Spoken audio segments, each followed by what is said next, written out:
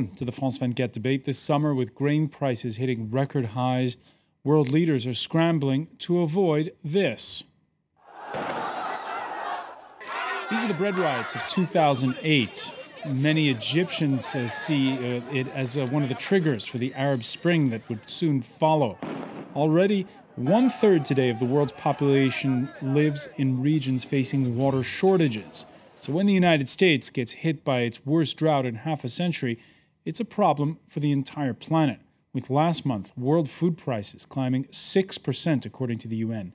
The bad news, that fallback grain suppliers like Russia also being battered by droughts that are growing more and more frequent as the planet heats up. Even when there is a harvest, the money's not necessarily going for food.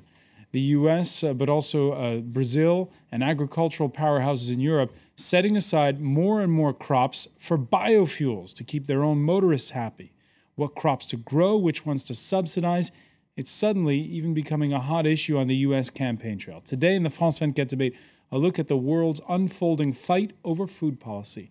And with us is Frank van Tongeren of the Paris-based Organization for Economic Cooperation and Development, the OECD. Welcome to the show. Good evening. Welcome as well back to France 24 business editor Marcus Carlson. Welcome, sir.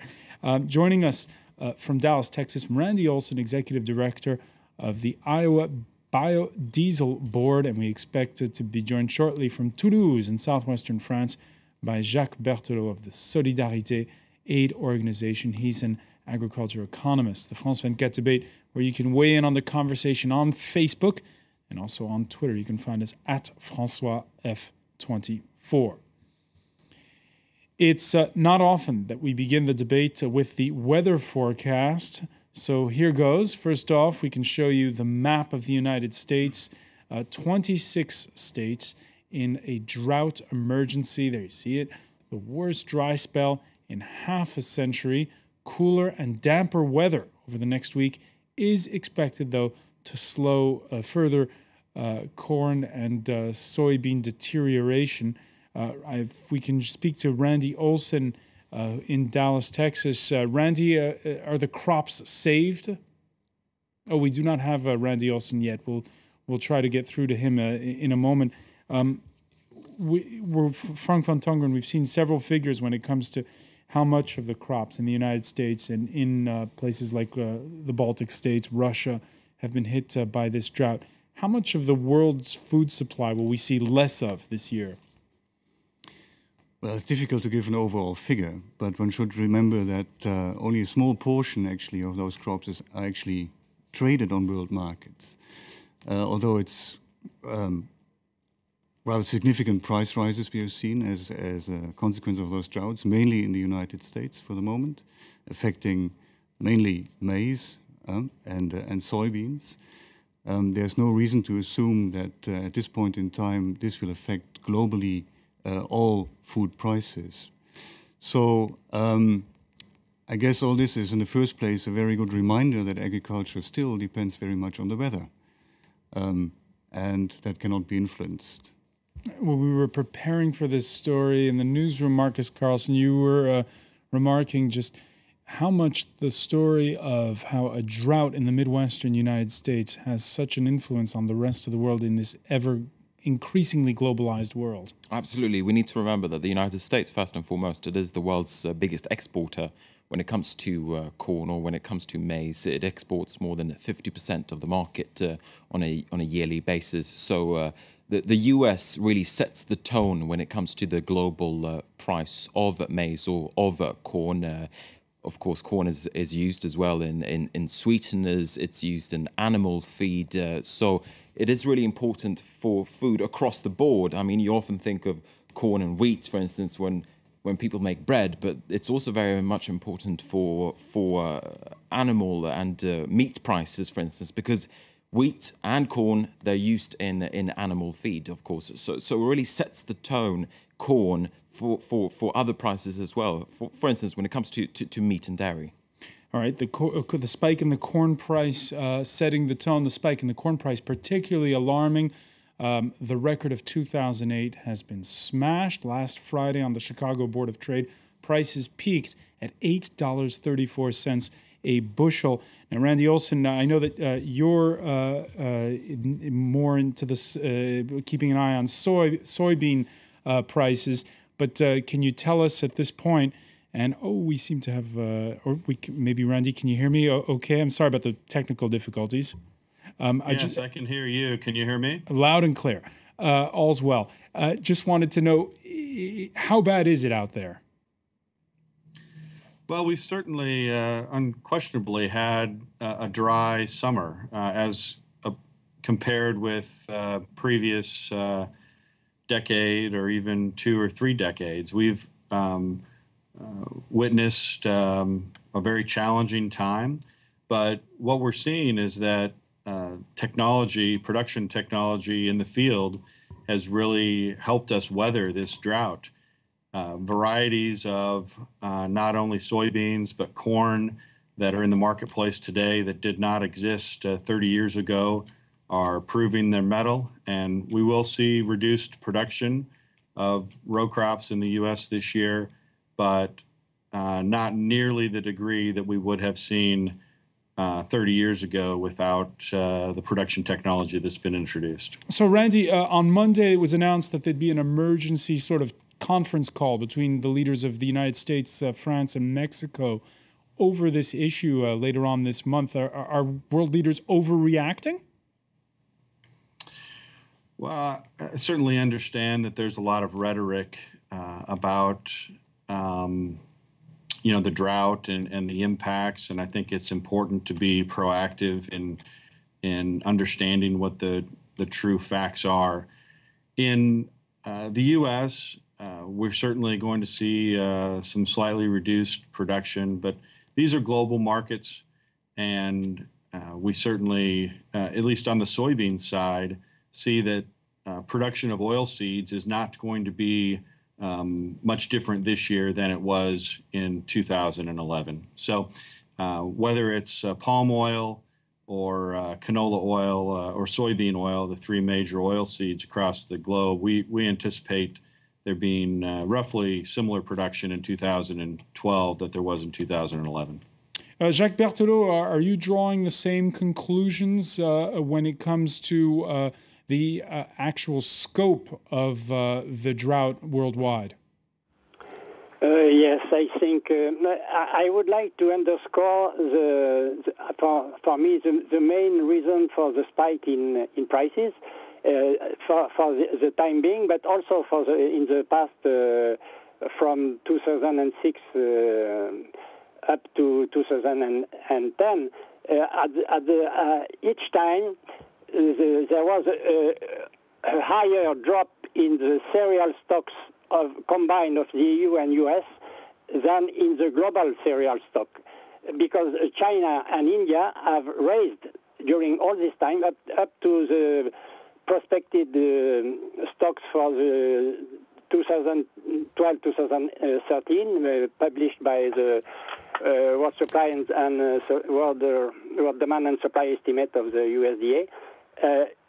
We see that for me, because there is a negative correlation between the level of stocks and the level of price, and so the stocks have been decreasing a lot. Of course, more the coarse grain stocks and mainly the maize stock, and so we come to the, for me, there is a huge responsibility in the ethanol boom, because given the high level of corn devoted to ethanol, about 130 million tons in the last 3 years. If you get rid of this, we can have expected not a spike in prices, but declining prices. All right, let me put this to Frank van Tongeren. The panel all agrees the weather. Yes, it's been a bad drought, but there are ways to weather the storm, as it were, or in this case, the drought.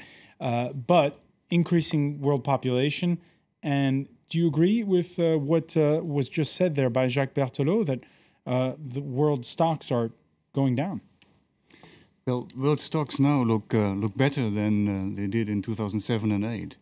2007 and 8 was a rather different situation where we had bad harvests in a number of important production areas that occurred at the same time, low stock levels. This is not the case right now. Right now, we are talking mainly about droughts in the US, which is a major production area, but just one of the production areas, whereas harvest prospects in the southern hemisphere look rather good right now.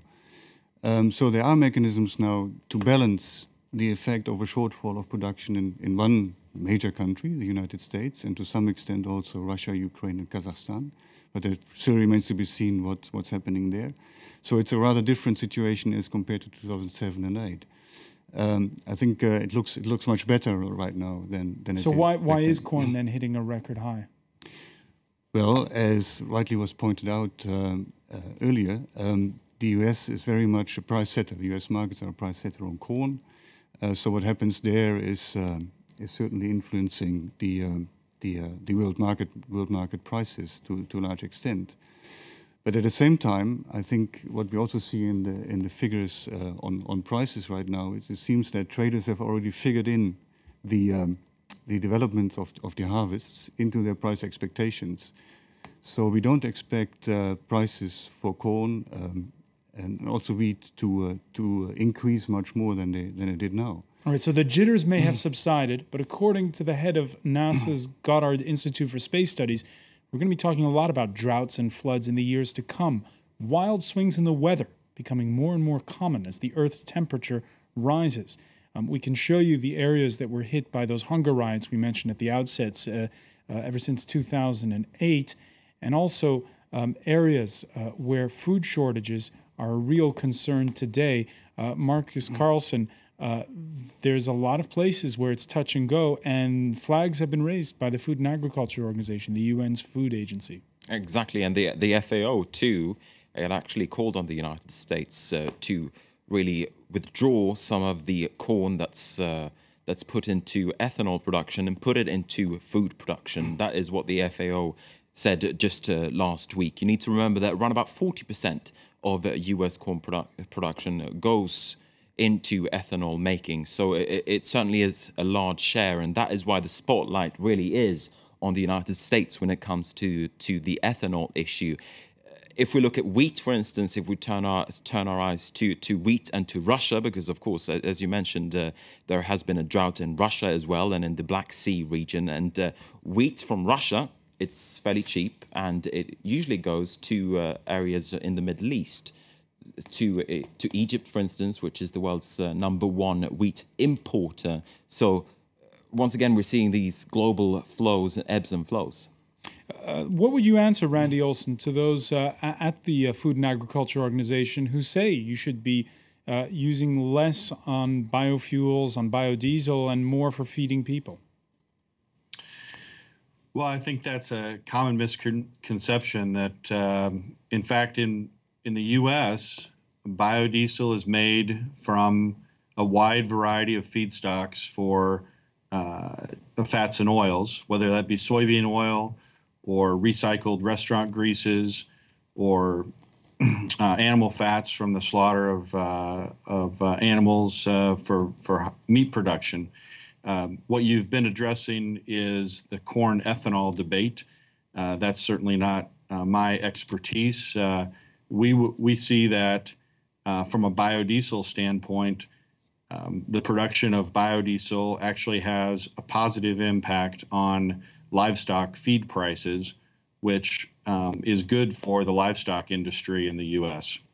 When you're back home in Iowa, though, Randy, how do corn growers react to what's been said out of Rome at the FAO? Well, there's no question that the ethanol industry has been an important part of the United States' energy diversity and an important part of Iowa's economy. It's one outlet for the corn harvest every year. Many of your viewers may understand that in Iowa we grow primarily 2 row crops. That would be corn and soybeans.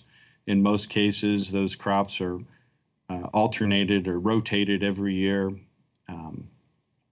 Both the use of corn is used for both livestock feed and for ethanol production. And there's a key component of the ethanol production cycle that often gets forgotten, and that's the distiller grains that come out of the back end of the ethanol production process. Those are very important livestock feed for livestock feeders across Iowa and the U.S. And so, although they may put the entire kernel of corn in the ethanol process, on the back end there is livestock feed that comes out of that process. So it's not only devoted to the ethanol. Jacques Berthelot, are we blowing out of proportion the problem when it comes to biodiesel, when it comes to ethanol? No, I agree that biodiesel has not the same responsibility as the ethanol. But about the distilled grain, I would say that it represents only about 1/3 of the nutritional value of the whole grain of corn. So, of course, there is 1/3 of the rise in corn can be deleted maybe because of this feed, but no, it remains that 2/3 of the feed value of the maize is hardly hit by the spike in price. Frank van Tongeren. Even for cattle ranchers. Frank van Tongeren. Yes, let me first say that in the long run, certainly, an abolition of those mandates would be the preferred bioethanol mandates, both in the US and the EU, would be a preferred option. Why is that? Because we have seen that they have been diverting significant amounts of land into production for ethanol and diesel to serve a market that would not have existed without those policies being in place. So it really does come down to a choice between feeding people or filling the tank. The question now is whether releasing those mandates would bring relief in the short run, and that is really very hard to say. With high enough corn prices relative to oil, ethanol production will anyway be reduced, and that already happens in the US. US ethanol production has already declined by about 10%. And their policy system allows for that flexibility. In the longer run, the profitability, of course, of producing ethanol depends from maize, depends on the relative prices of oil versus corn, of ethanol versus oil as well. So there's certainly a need to revisit those policies that have been put in place, and as I said, created markets that would not otherwise have been there, and have diverted significant amounts, 30-40% of land into production of biofuels, which is now not going into feed and food production. But the question for the short run is whether any changes would bring a relief now in the market situation. We're going to talk more about the long run when we come back. You're watching the France 24 debate.